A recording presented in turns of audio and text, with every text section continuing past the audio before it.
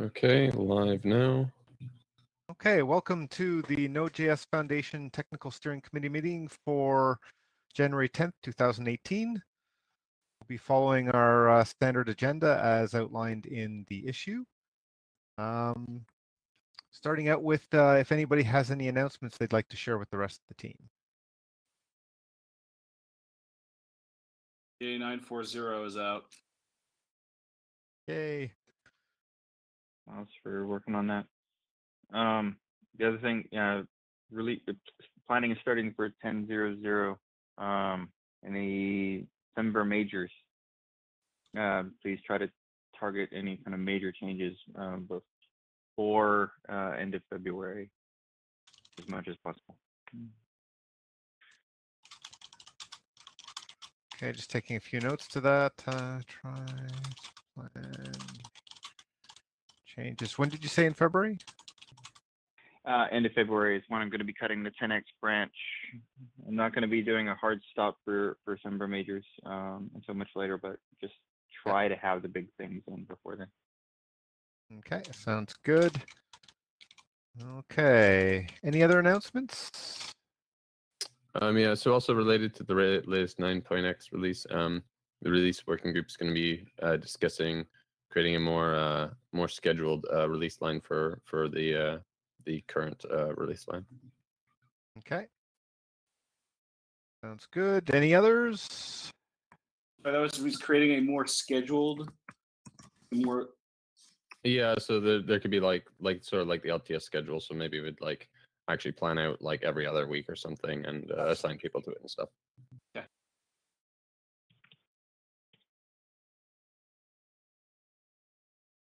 Okay, any other announcements?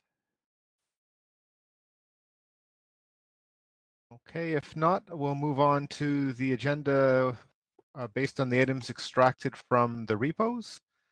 The first one on that list is the membership initiative is ramping up. I added that to the agenda, and mostly I want to make sure that everybody was aware, because this is being pursued under the community committee team, but it is basically intended to apply to mentorship across the organization. So they'll be looking for people to be involved from the different groups to help mentor in different ways. There was a pretty good write-up and proposal put together.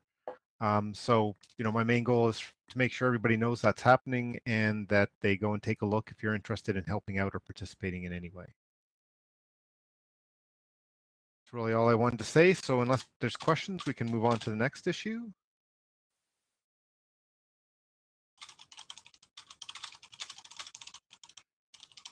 Okay, I'll take silence to mean there aren't any other questions. So the next issue on the agenda is the Enterprise Advisory Group number 431. Yeah, this is pretty much just kind of heads up at this point. We're still waiting for the advisory group to have its next meeting. And Dshaw is driving that process. Again, as far as the TSC is concerned, I mean, this is not a working group under the TSC. It's something happening under the community committee. TSC just largely needs to be aware of it, because one of the goals of this advisory group is to look at things that are happening in core, provide feedback in whatever form necessary. The TSC can go to this group and say, hey, what do you think of this? Or the TSC or this group can say, hey, this is what we think, and provide that feedback back. TSC members will be invited as observers to meetings, but not members of this group.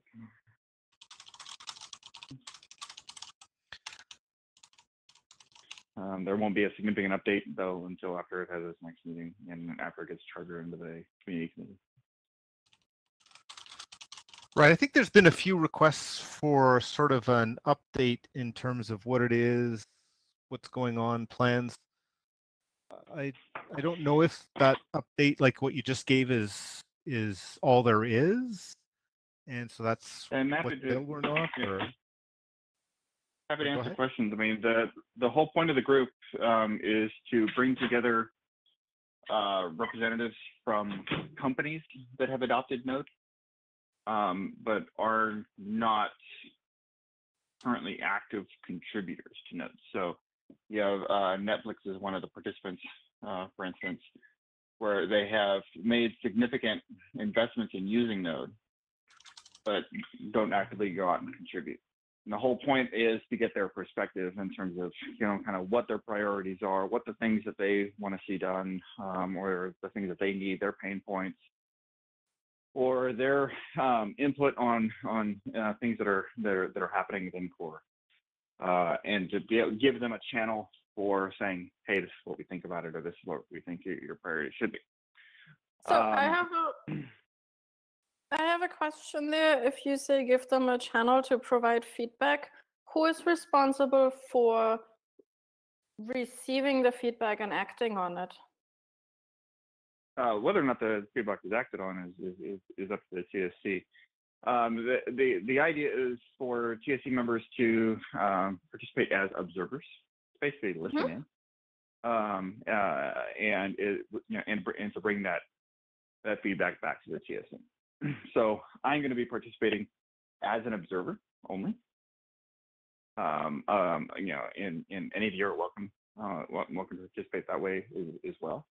So at the very least, as the feedback is being generated by this group, I will be bringing that back to this group. Okay, I looked at the notes, and I'm wondering if we should make it any more clear that there isn't, that at least at this point, there's basically no commitment from the TSC side, because I saw a bunch of responsibilities for the members. And if I were a member and I have responsibilities, I'd kind of expect that the other side has responsibilities too, but I didn't see those in the notes or the charter. We can make it clear there in the charter. I know that as we have been bootstrapping this group, we have made that clear a number of times, and that the various participants of this group know that this is a feedback channel. It's not an, hey, the TSC must do this. It's not an oversight group, and that is well understood by the folks that are participating in this one. I have concerns that this sends, there's a real focus on feedback to the TSC. And I think that on multiple levels, the way this whole thing has unfolded has sent a lot of wrong signals about the way the project is governed on the technical side and about project stewardship. The TSC doesn't make most of the decisions and things like that. And I think also a lot of people on the TSC were kind of surprised by the way the minutes were written. It made it sound like the TSC was being spoken for. Like, the TSC wants X, and this whole thing was a surprise to most people on the TSC who had never heard of it. I think it's just a factor of how it was written and how it was portrayed during the meeting. Yeah.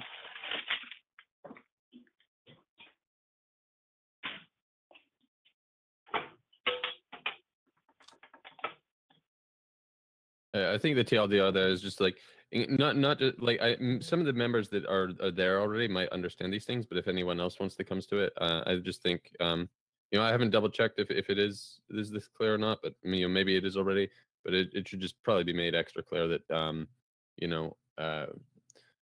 we can take feedback, but it's hard to act on feedback alone because we're all very busy, and so it's hard to commit to anything there. Yeah, it's with regards to that, it is purely a channel for these enterprises to be able to say, hey, these are the things that are priorities for us with regards to core. So an example would be, hey, we need a system, which should not be a surprise to any one of us, right? It's something that people have been saying for a long time. So that's one of the things that they say, hey, we really want you to focus on better diagnostic stuff, right? And it gives us a channel to say, okay, well, we have these things that we're working on. Does this actually meet your need? We can take those back to actual users and say, hey, give us some feedback on this. So, yeah, it's obviously there is no obligation for any of us to do any of this stuff, but listening to users is a good thing. Yeah, I agree. I just want to note that a D-Shot in the chat is reinforcing that it's a feedback group, and also that they are in some way blocked by the ComCom and some sort of initiative. I'm not exactly sure what that refers to, but it seems like there's some blocker there. The user feedback initiative. The user feedback initiative. There's some overlap. These things emerged within the ComCom at the same time, so they just need to work out the how they interrelate with one another. So speaking to that specific group, James, from the TSC standpoint, how are the two groups different, and how are we expecting to get, like different results out of the two? Are they kind of both working towards the same goal? They're working to the same goal with slightly different focus. So with this group, it's primarily enterprises, right? That's targeting. And the user feedback initiative is looking at a broader scale. Even down to individual users. How that feedback would be, how that would come, what that format would all that be, is still something that would need to be worked out. So what is the best way for them to actually go about collecting feedback is something that this initiative and this group would need to work out for themselves, right? And if we have ideas like, hey, what would be most valuable to us, we can provide that input. But this is a community committee effort, right? It's not a TSC effort. So we only, we can say, hey, what would be valuable, what we can't tell them what to do. Yeah. I think on that note, oh, go on. Yeah, the discussion I had with Dan, because I asked that specific question so that we could, try and position things to avoid confusion, was that, the enterprise advisory group would be a group of companies who have large installations of Node.js and are there and willing to, use those installations to help us validate or test out things like, if we're concerned about, potentially breaking changes that are being made in a release, they can use their large installations to help, validate that it's not going to break things, give us feedback from the perspective of people running those large installations. And so that group, the membership, as I understood it, would be sort of restricted to people who have enough of an installation and sort of production node system that they can provide that level of feedback, because they have, and only they can do that because they have that actual, installation. The end user feedback committee is, basically open to all. We're looking for anybody who's using Node, and even those who, have tried to use Node but can't use it within their organization for some reason. So it's if I can draw one distinction, it would be between those two. In terms of the kind of feedback that we would look to get, it may overlap. It also sounds like, the enterprise one was set up a bit more so that those companies would be self-organizing, running, the goals that they'll sort of run it on their own. The end user feedback group is something where, we're being, us in the end user feedback group are being a bit more proactive in terms of like reaching out to find people. We'll be scheduling a meeting to get people together, thinking about the kinds of questions that we should be asking them and those kinds of things. I don't know if that helps to make the, at least in my mind, what the difference can be and explained as going forward.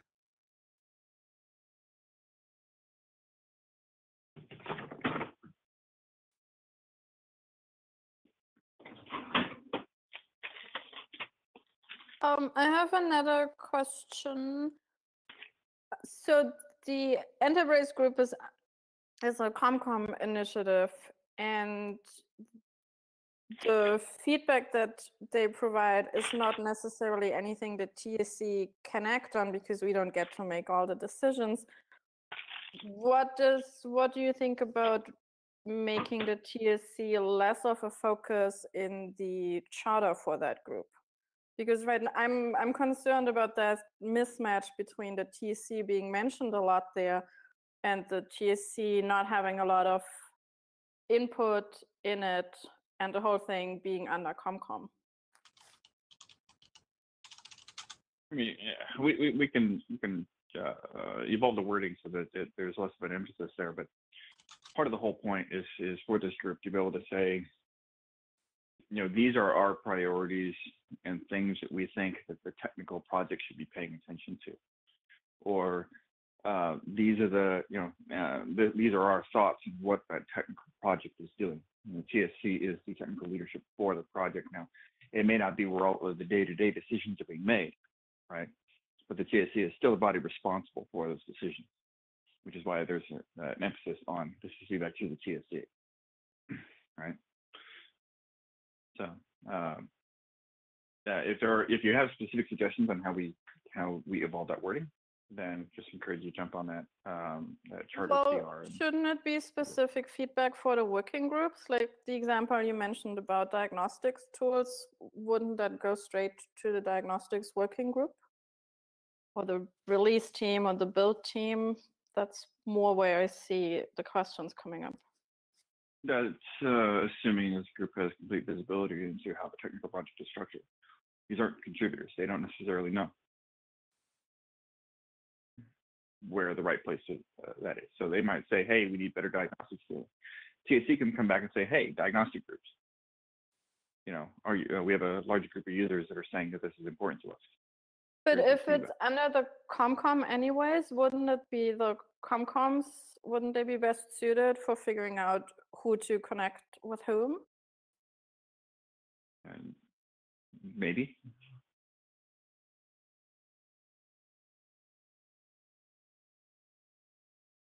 Would it maybe make sense to spin up just a meeting for the TSC to discuss this outside of our regular meeting? Or at least have a thread to discuss it rather than spending this whole meeting on it? Yeah, I think that's probably a good idea, because I do think there's still some, you know, some concern, discussion, mismatch in understanding that we should close, but you're probably right that doing it through a separate meeting makes sense. And there's also there's a repo, there's the discussion for, you know, there's a PR for the charter. A lot of the discussion can be held on GitHub without having to have another meeting.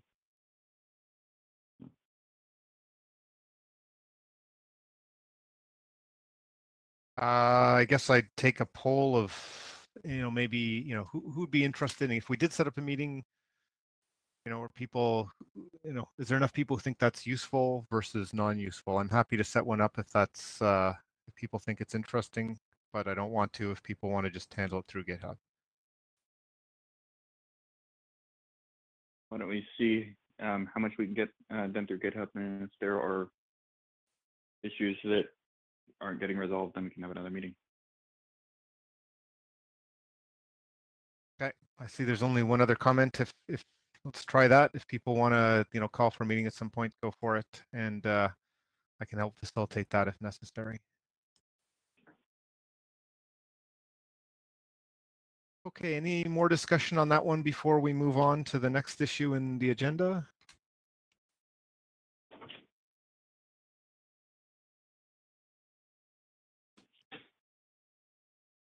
If not, okay, let's move on. The next one is 423. It's a tracking issue for the strategic initiatives. And so just the idea is to get an update on each of those. In terms of NAPI, we did have a good discussion last week, and we wanted to make sure everybody's aware that we're making good progress, we believe, on satisfying the criteria to exit experimental status. Bcrypt module was ported and is being used in will be used in production soon. And we'll be documenting that usage. WeakNAPI was published as an alternative to NodeWeak, and one of the modules used in DevEdge the DevEdge production site was ported, and the people at Microsoft are working to have it used in production there. And so we believe, you know, once we get those in place, we'll have met the requirement to have, you know, real life usage. And we're also currently working with the maintainer of Node.js to document how to use NAPI modules with it. One of the members, you know, was reaching out to the maintainer, made some suggestions. The maintainer, you know, suggested some other things, and we're kind of working through those. So I think, you know, we're hopeful that we're within, you know, maybe I'll take a guess at like a month of having satisfied the criteria and be able to exit experimental. So you're just want to confirm your goal is to confirm to exit by 10 or exit within 9. So I mean that's the time frame we'd like to exit. I think we'd like to see if we could then at least have it go back to 8, if not 6 in terms of backports. But I think we want to exit and then start that discussion. I don't know if I answered the question or not. The question is, are you going to go bring it out of experimental in 10 and then backport to the older versions, or do you want to bring it out of experimental in 9? So, like when we go 10.0, that's not one of the significant changes. Yeah, like I guess we're since it's in 8 in the current form under experimental, we don't believe it's Semver major to support it there and above. And going out of experimental, I'd have to think whether that's Semver minor, probably. So yeah, I don't think we've closed. The real answer is we'd like to get it in and out of experimental as soon as possible. If we can make that happen before 10 gets cut, then we'll do that. Great. Okay. Yeah, just if you would just keep me in the loop just on what your expected timing. So as we go through the messaging for 10, and planning on that. Will do. So I think the goal should be when we move it out of experimental, we move it out also in 8, right? Yes, like the goal would be to get it back. We say we're ready. Okay, good. Now let's see, can we backport it to 8 and then say it's good across 8 and above. Yeah, that would be the best course of action for me. Right. And even we still want to consider, can we backport it to 6? But that's one note, Michael, I would you should also check this other module called prebuild, which has some interesting download numbers as well for doing the same thing. It is what level down usage for doing the prebuild stuff. I personally prefer it to Node pre-gip. So it should be that should support that stuff as well. Yeah, I think we'll add that to the list. We're figuring out the story for Node pre-gip and Node pre-build. I think we're hoping that doesn't have to be a blocker for experimental, in terms of having it completely worked out or implemented. But we want to understand Node pre-gip to make sure it makes sense. Like there's nothing that doesn't make sense, because we don't think that part is going to affect the APIs necessarily, right? Do you have a tracking issue for this? Yes. If you go to the add-on, the ABI stable node repo, we have an issue which is tracking what the criteria to get out of experiment. Oh, related to Node pre-gip specifically. And that is listed there, and there's an issue that's hung off that other issue. Okay, I'll go through that one. Okay. Yeah. If you're particularly interested, there was going to be an update in this week's Thursday meeting in terms of some of the discussions that the team member's been having with the Jim has been having with the maintainer. Perfect. Okay. Any other questions on that one before we move on to the next? No? Okay, moderation. Is it Rich? You're going to give us an update on that front? Sure. Since we last had an update, which was probably about a month ago because we skipped so many meetings, we banned one user permanently for wiki vandalism. Miles handled a spam bot invasion on Node Dev IRC over the holidays, which sort of rekindled the discussion of what do we do about IRC. One user's comment was moderated by a collaborator, and moderation group was called in to advise, and basically the user was then emailed and conversation seems to have righted itself, and the user's getting the necessary help in the correct form, and everything's fine there. And last but not least, we did receive one email at the code of conduct reporting address. It was blank. So a moderation team member responded to it, but we haven't heard back. So we think it was just a mistake, but we'll see. For what it's worth on that, the security mailing list gets all sorts of stuff that shouldn't be going to it, including blank emails. So it's not unexpected. Not uncommon. The security one is particularly fun in that regard. Anyway, that's everything for moderation. And we had a meeting this morning, and I wasn't there. Okay. But I did check in the Slack to find out what I missed, and I'm being messaged right now, actually. So let me see if this is important. Oh, yeah, we did hear back, and it was also blank. So we've gotten. I'm just going to change that to say we've been getting some blank email messages, but not worried about it. So, and that's it. Thanks. Okay, the next one is on the list of streams. Right. So I haven't been able to sync with James since the holidays on this, but I'm currently ironing out some goals from our previous discussion on that, and then I will have that up soon, at least on my repo, so that interested people can kind of review that, and then we can move forward from there. Yeah, I'm kind of in a similar boat. I was going to work on it over the holiday. Ended up working on a few other kind of higher priority HB2 things. So hoping to get that synced up here in the next few weeks and kind of reignite the effort on it. Okay. That's the ones that were, people had put some updates in. Does anybody have anything they want to say? Anything new on like HTTP, James? HB2? HB2.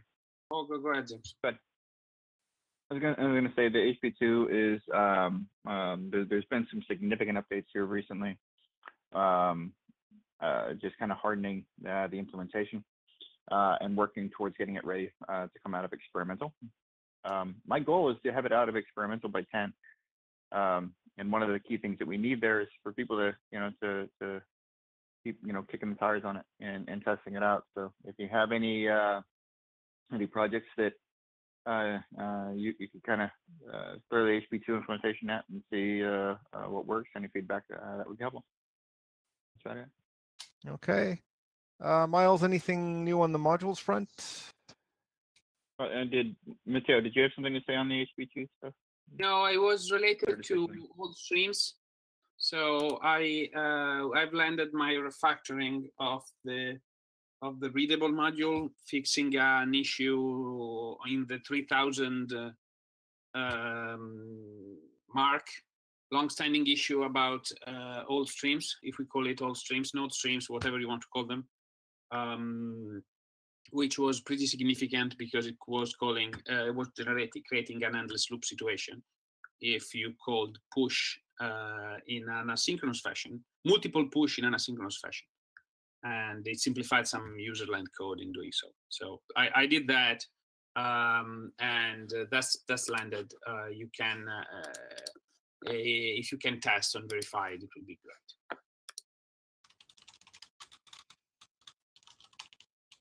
Okay, Miles, anything new on the module front? Not a ton at the moment on modules.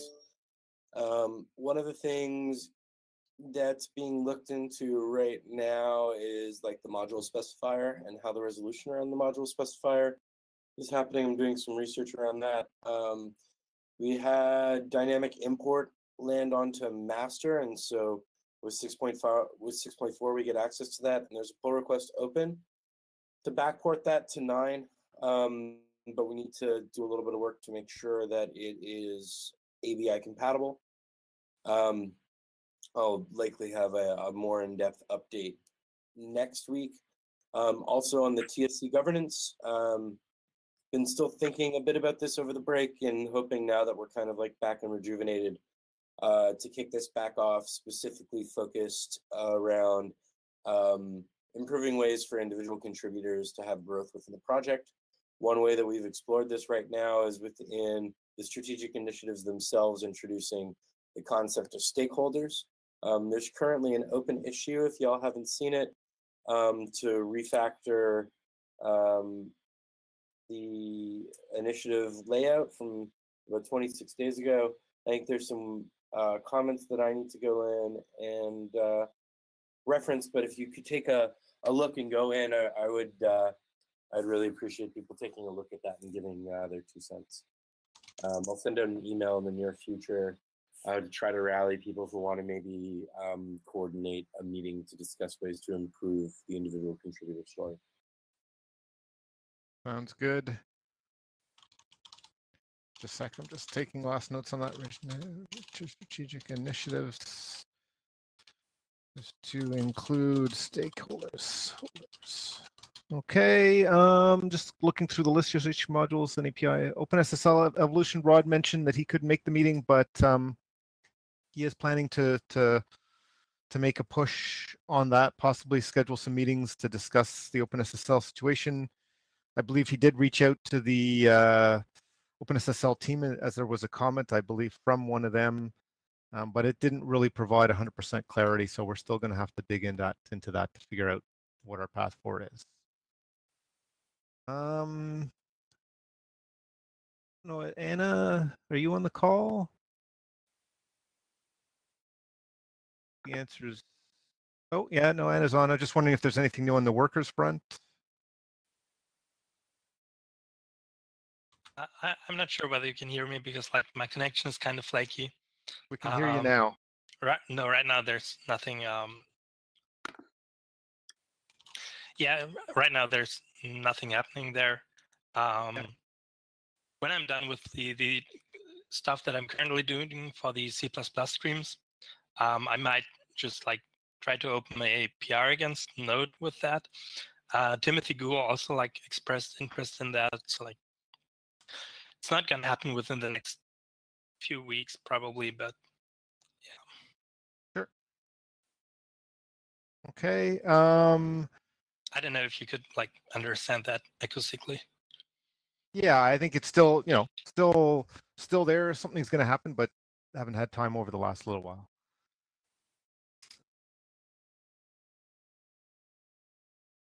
I think Rich already covered moderation. Error messages, anything on that front, James?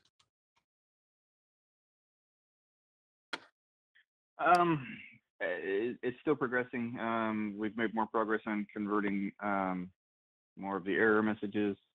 I believe almost all, if not all, of the ones in JavaScript land are taken care of. It's just a matter of getting through all of the ones that are in C++ now. And there's quite a few. Just the crypto module, Node Crypto alone has several hundred that need to be converted. Those need to be done a bit carefully, and we still need to kind of figure out what the whole strategy is going to be, whether we're going to move all of those errors out to JavaScript, or there's been some suggestion about using V8 extras to kind of make that a little bit easier. Just got to kind of work through that process. The goal is to have them done in time for 10, to have them all done in time for 10, so we can just say, hey, we're done with this finally. But we'll see if we make it. Every one of those PRs ends up being a December major, which takes time to actually get reviewed. Right. One question, like I know on the there was a good tracking issue for the JavaScript side change. Do we have the equivalent in place yet for the C side? No. Okay. And to be honest, I did that intentionally because it is more involved. I didn't want to give the impression that it was like a good first contribution. You know, when we had that tracking issue on the JS side, we had a lot of new contributors say, "Hey, I'll take that on," and ended up being quite a bit more effort. So I didn't want to end up with the same kind of issue. Right. So I just have like at least one explicitly clear that it's not. I just have at least one person who'd be willing to help dig in and do like sort of prolonged effort to help on that front. But I'm just trying to figure out how we get them started. So if I don't know if we don't want to have a big call, can we somehow, I don't know, figure that out? So we can have a call. I mean, the way that I've been approaching it is, you know, taking the input validation errors first and moving those out to JavaScript. So anything that is basically a type error on an invalid archetype, moving those checks out to JavaScript, so we at least reduce the number of errors that we're throwing from the C++ layer. and then handling errors, and any errors that are thrown as operational errors is part of the processing and doing that separately. I think it was usually, for instance, it was doing some stuff on that end with regards to the file, node file. Right. I guess if we could if there was an issue or something that sort of captured here's the thought of how even at a high level, here's the approach we want to follow. Yeah, I'll put that together. Yeah. Okay. Great. Thanks. Core promise APIs. In progress. So we're starting with FS, and I have the work in progress PR there. I'm going to be updating it here within the next week. It was waiting on some of these error changes that needed to land. I made some changes before the Christmas break. There is another PR that should be landing like any time now. That does some of the input validation, moves some to utility functions. I wanted to reduce the churn in the PR, so I've decided to wait until those things land, and then I'm going to be iterating again on the FS promises PR, with the intent of taking the in progress label off within the next week. Okay. So, after that, I know that Mateo's been working on the using async iterators for streams. That PR should be landing soon, hopefully. And then there's some additional work we just need to do in terms of just kind of making async iterators more efficient and figuring out how we're going to convert the other modules, if we're going to convert the other modules to use premises.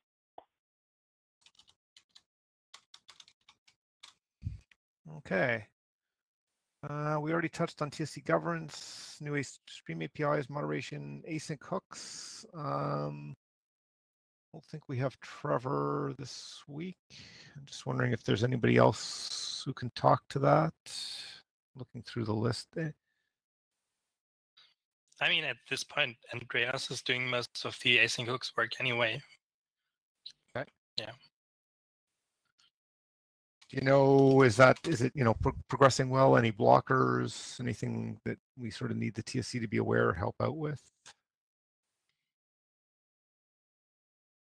Nothing that I know of, but like I've been only following as closely as I could.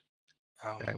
One thing I do know was discussed in the diagnostics working group was, seems like there would need to be some updates in NAN to help support the async hooks.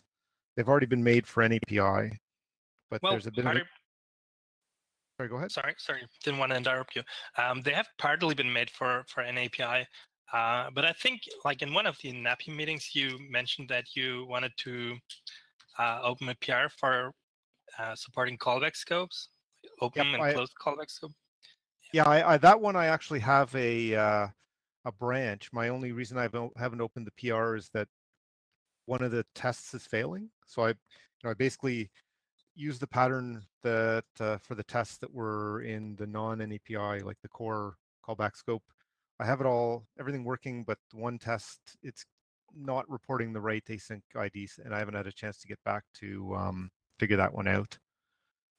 You can just open a PR or just like anything that where I can see the code and help you with. I'd be happy to. Okay. Yeah, I think I tried to ping you, but I'll point you at it again. Like I'll at CC again, and if you can help me, that'd be great. Okay. Yeah. Okay. Sorry if I missed it. Yeah. And so I was just mentioning on the NAN front that I think we need to do some similar work there, but the difficulty is finding somebody who has time or inclination to do that. So that is something that I would call out to the TSC if you have time or know somebody who might. That would be one way that we could help on that front, I think.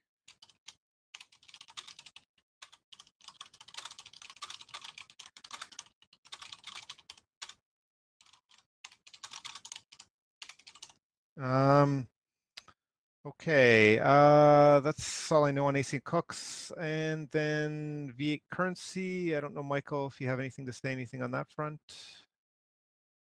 Michael with us? Yeah. No, I have nothing new to say about that. Okay. Okay, I see. Good. Already filling. Okay, so that's the that issue. So let's move on to the next one. The next one is issue 311, which is document guidelines for accountability expectations on all members of the TSC. And it was, I believe, Miles, you added that to the agenda, right? Yeah. So we have this. Sorry, 1 second. I'm getting a cough. So this issue that we opened, we talk about overall like expectations and accountability. We got somewhere with what we added to the admin repo. There's a great document in there around accountability for leadership. I think that was a really great start. A few of the things that we still need to get going on this, though, are moderation policies have still not been updated around moderation for leadership and accountability from that end. We had discussed initially whether or not that would be the role of the moderation team, and I think it's emphatically at this point no. So we do need people to start putting together some thoughts around process for that, and maybe we should be spinning up that can maybe be part of the governance group work that I was talking about earlier. So part of this is on that side regarding like moderation accountability. The other side of it is the values doc. So we've now run a handful of value sessions. There were definitely some things that came up as like consistent between them. I think that we need to make a decision if we're going to continue moving forward the work on that, if we're ready to start drafting some stuff, and if we are going to start drafting some stuff, what the expectations are from the group on it.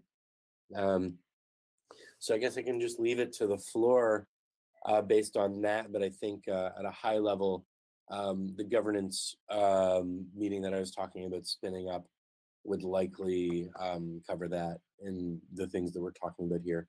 But if anyone, either A, feels like I've missed anything that we definitely need to be thinking about, I'd really like to hear, or on the flip side, if people are feeling content about where we're at, think that, we don't need to do much more work, I'm interested in hearing that as well.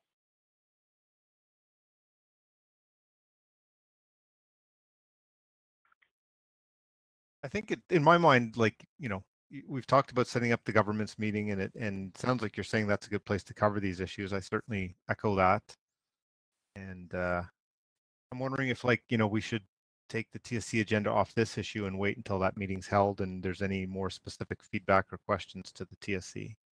Yeah, that sounds reasonable to me. From just the people who are on the call, are there people who are explicitly interested and want to make sure that I at you, or kind of make sure that you're included? I'd like to just see some people volunteer. Could you include me, please? This is Rich. Yeah, Michael, I'll put my hand up as well. Okay, excellent. So anyone else other than Rich and Michael? Can you include me? Thanks. Okay. Include me as well. Okay, cool. That seems like a good start. I'll make sure to app the whole committee, but I'll kick something off this week and get a doodle in so we can pick a time. One thing I would like to say to everyone is I would like to spin this off as maybe a recurring bi-weekly meeting when we start, just so we can pick a time that everyone can commit to. Yeah, I agree that a regular time works better than trying to doodle things. Okay, so I'll follow up on that later this week. Okay, sounds good. Okay, any more discussion on that issue? No? Okay, the next issue is 456, which is to update the GitHub org management policy to reflect actual practice. I added this to the agenda. The main thing I wanted to talk about is that our existing policy basically said that we were going to give access to the chairs of the TSC, the chair, the direct representative of the TSC, the chair of the ComCom committee, and a couple of foundation representatives. And as Rich has pointed out, we've never actually done that, so our doc is wildly out of line with what we're actually doing. And some of the discussion in there, at least I push back a little bit on just reverting to what we do have now, which is the TSC being the org owners. And so what I wanted to discuss in this meeting is, like, we already had documented that the ComCom chairs were going to be org owners. And my preferred way path forward, at least as an interim, is to make the chairs of the ComCom committee org owners along with the TSC members, and then update the docs to reflect that, and then continue the discussion separately in terms of the other changes that were there previously, which was like the foundation representation and even potentially broader representation. So that what you just described, Michael, is the current state of the doc, Yep. because you added that change. So current practice now is TSC members are org owners and nobody else is. You added a change to the pull request, with my blessing, to add in the ComCom chair, or in the current state of affairs where there's two chairs, obviously it would be both chairs. I think it's fair to say that if anybody actually objects to that, they should make it known in the pull request. Otherwise, this is a thing that's going to happen. And when the pull request lands, I will happily add the two ComCom chairs. So does anyone have opposition to that approach?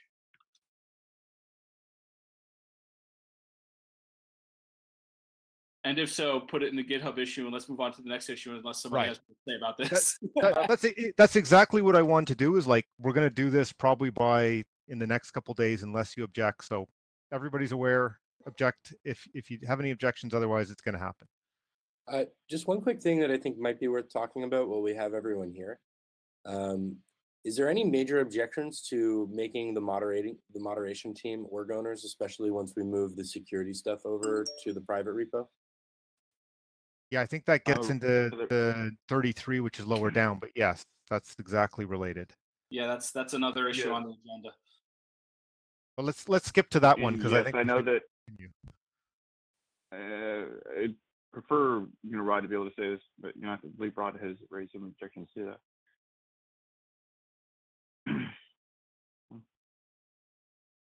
So we may want to wait till he can actually be here to discuss it. Okay. Does anybody else who's on the call? I guess it's because that is a blocker and fairly important for the moderation team. So I think that would be sort of the next step, is that likely the doc would be updated to say that in addition to the TSC members and the ComCom chair, the moderation team would also be org owners. And so if you do have opposition or concerns with that, I think it'd be good to start chiming in that issue number 33. For what it's worth, I don't think Rod had objections about the moderation team specifically. I could be mistaken. Oh no, I'm totally mistaken. He absolutely does. Okay, never mind. Yeah, all right. So, but I think that's an important discussion that we need to actually move forward at a reasonable pace, because the moderation team has raised the point that it affects their day-to-day ability to do their job. And I think the thing we've done well in the past is making sure that people get the access they need to do their job, and this is a case where we're clearly not meeting that. So dive into the discussion there if you have any strong feelings, and even if you don't have a strong feeling but are okay with adding them, I think voicing that would probably be useful. Yeah, and I think the likely end result of this is going to be moderation team gets ownership privileges, but there's documented that the TSC and or whatever is the actual authority over has actual final authority over decisions or something along those lines is probably how this is going to shake out, but we'll see. I think that lines up with what the moderation has always wanted as well, if I understand correctly. Ultimately in the long term, they don't, I can't speak for the entire moderation team, but ultimately in the long term, I would love to see the moderation folks not need ownership privileges, but have another mechanism, you know, a bot or something that allows them to do everything they need to do. But that's not anything that's going to happen imminently. So we need to do something else. I mean, with that being said, there are APIs now for managing banning with the GitHub API. So I know in the past, I think that was a blocker, but those APIs exist. Yeah, we know it's possible. It's just not going to happen like right. Yeah, but I mean, like the moderation team is also made up of programmers, and we have programmers within the group. Maybe we can try to like make that part of the strategic initiative. Right. I think that's, you know, making a, you know, initiative or whatever there is a good idea, but I don't believe we should block, like we shouldn't factor that into whether we agree to give them access or not, right? Like today they can't do their job and it effectively, and I don't think we can count on getting the automation in place fast enough to say, well, we'll just wait for that. That's my take on it.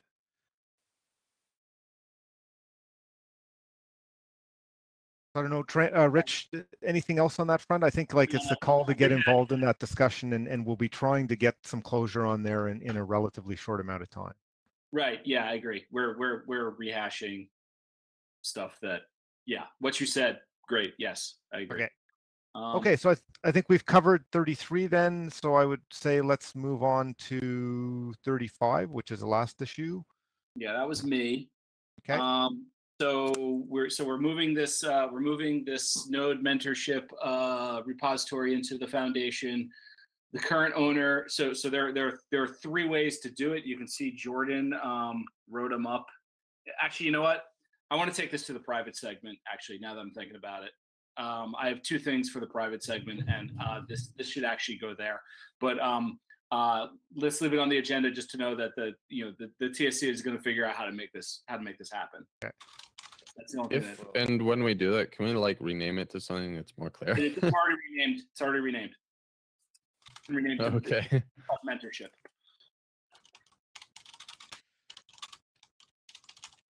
Okay, just taking one last note, consensus on this within. Okay, so that's the things that we had on the agenda.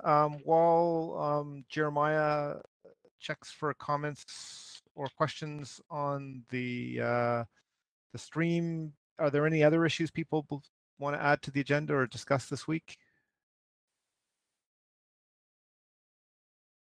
Just want to remind folks the Diagnostics Summit is coming up February 12th and 13th in Ottawa. Yep, that's a good point. The other thing, I guess, is I did open an issue in the admin repo about there being space for Node.js community session at Index 2018 in February 20th. So, you know, if you're interested in participating or commenting or suggesting what we should do there, go take a look at that issue. And yeah, it'll be great to see everybody before then at the Diagnostic Summit as well. I'm just going to look at the TSC issue. I don't know, Jeremiah, any comments or questions so far? So there was a bunch of comments that Dan posted about the feedback group, which I think I brought some already up. And there's sort of a little bit of discussion between him and Tierney there. Leo Giovanetti says, thanks for the amazing work, you guys, folks. Keep up the good work. Couple people that wave. I don't know if there was an actual comment or question here. Hold on a second.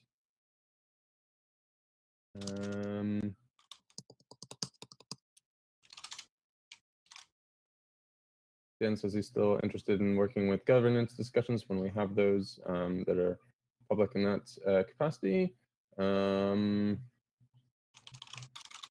I linked to the ownership issue. I don't know which ownership issue that means. Someone asked that.